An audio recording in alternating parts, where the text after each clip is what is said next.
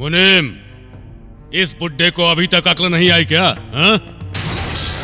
कायरों की तरह मुझे मुड़वाने वाले वंश के हम नहीं हैं।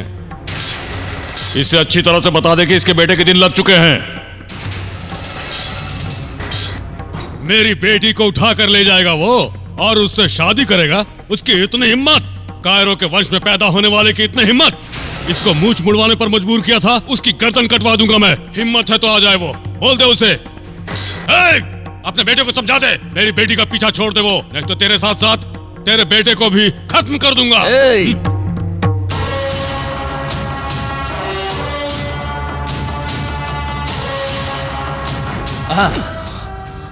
असली मर्द चिल्लाते नहीं, करते हैं, करके दिखाते हैं। अब तक सोचा था तेरी बेटी से शादी नहीं करूंगा, लेकिन अब तूने जिस तरह मेरे पिताजी से बात की, अब मैंने फैसला किया है कि तेरी बेटी के गले में मंगलसूत्र पहनाऊंगा। ऐसे चिल्लाने से मौत करीब आती है। तो सुन, जब मेरे पिताजी गहरी नींद में सो रहे थे, तब तू नामर्द की तरह मेरी बुआ को उठाकर ले गया और उस रोज तूने कायरों की तरह शादी की। लेकिन आज जब तू सो रहा होगा, लात मार के तुझे उठाऊंगा और तेरे सामने तेरी बेटी को मंगलसूत्र पहनाऊंगा। अगर ऐसा नहीं किया तो भरत सिंह राठौर का बेटा नहीं। उससे पहले मैं तुम्हारे हाथ काट डालूंगा। मेरे हाथ काटने के लिए तेरे हाथ होने चाहिए। तुझे तो मैं देख लूंगा। तू मुझको देखेगा?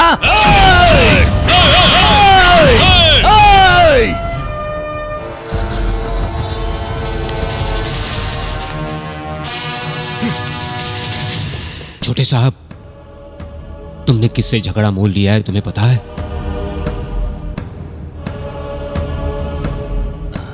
अगर तुम हार गए तो तुम्हारे पिताजी जीते जी मर जाएंगे। अगर ऐसी परिस्थिति आई भी तो सबसे पहले मेरी जान जाएगी, समझ गए?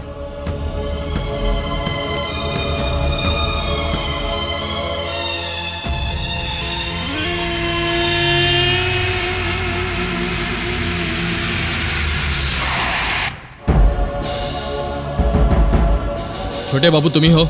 हाँ। चलो पुलिस थाने। किस लिए?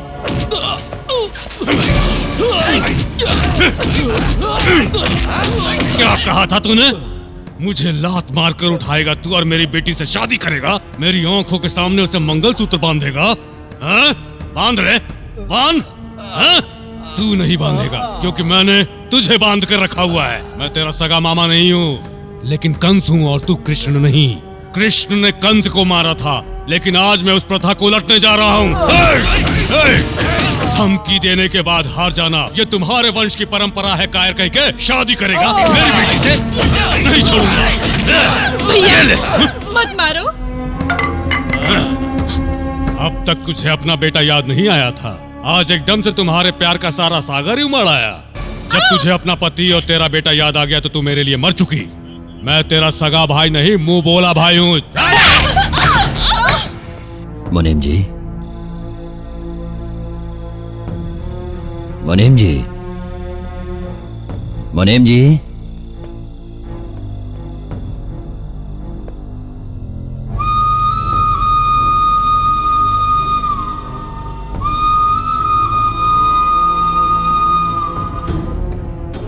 मैंने तुम्हें जो धोखा दिया था, भगवान ने मुझे उसकी सजा दे दी है।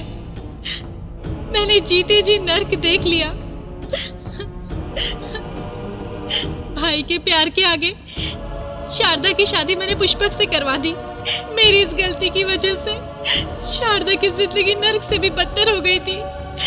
उसके पति की नफरत ने उसे मौत के मुंह में धकेल दिया। आखिर वो मर गई। लड़की की जिंदगी में मायके का प्यार सिर्फ शादी तक ही होता है, ये मैं भूल गई थी। इसलिए मैं आपसे और अपने बेटे से दूर हो गई। मुझे मेरे पापों की सजा इसी जन्म में मिल गई। पुष्पक भैया इस समय हमारे बेटे को इस वक्त मार रहे हैं। उसने कहा कि शांति की शादी होते ही राजा का सर मुंडवाकर, साड़ी पहनाकर, गधे पर बिठाकर आप ही के पास लेकर आने वाला है। अगर ऐसा हुआ तो हमारे बेटे का क्या होगा? मौत इंसान को एक बार मारती है, पर अपमान तो उसे जीते जी मार डालता है। कुछ भी करके अपने बेटे को बचा लीजिए, बचा लीजिए। मेरे बेटे की जिंदगी बचा लीजिए। एक माँ अपने बेटे की जिंदगी की भीख मांग रही है। हमारे बेटे को कुछ हुआ तो हम दोनों मर जाएंगे। बचा लीजिए उसे, भगवान के लिए बचा लीजिए, उसे बचा लीजिए। मैं आपके हाथ जोड़ती हूँ, मेरे बेटे को बचा लीजिए।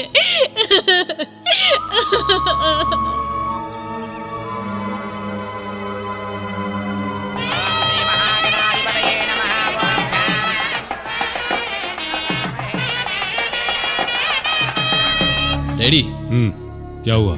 उधर तो देखिए।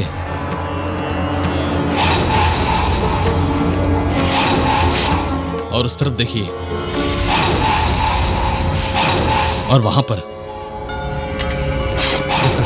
और इतना ही नहीं डैडी, इस मंडप के चारों तरफ हमारे आदमी खड़े हैं। उस राजा के आने का डर है क्या तुझे? राजा? उसे उठने के लिए 7 साल लगेंगे डैडी। ये सारा इंतजाम तो उसके बाप के लिए किया है, वो जरूर यहाँ आएगा। उसके बाप के आने की चिंता तू मत कर, मैंने बंदोबस्त कर लिया है। आने दे, उसे देख लेंगे।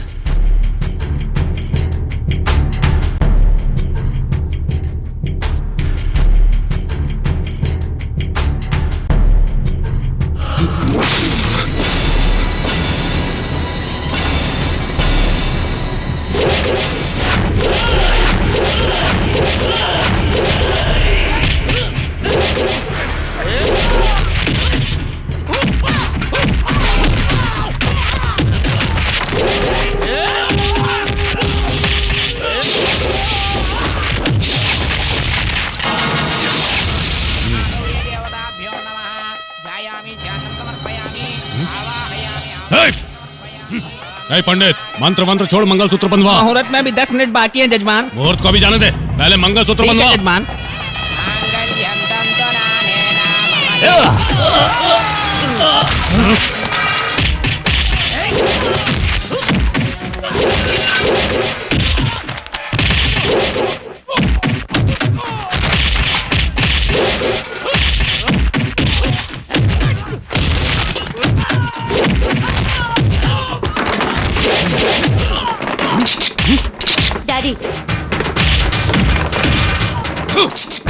नालायक, तू अपने बाप को धोखा देती है।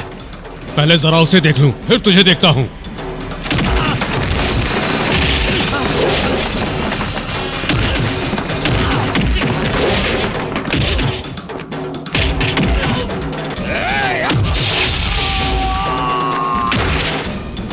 नहीं डैडी, राजा को मत मारिए।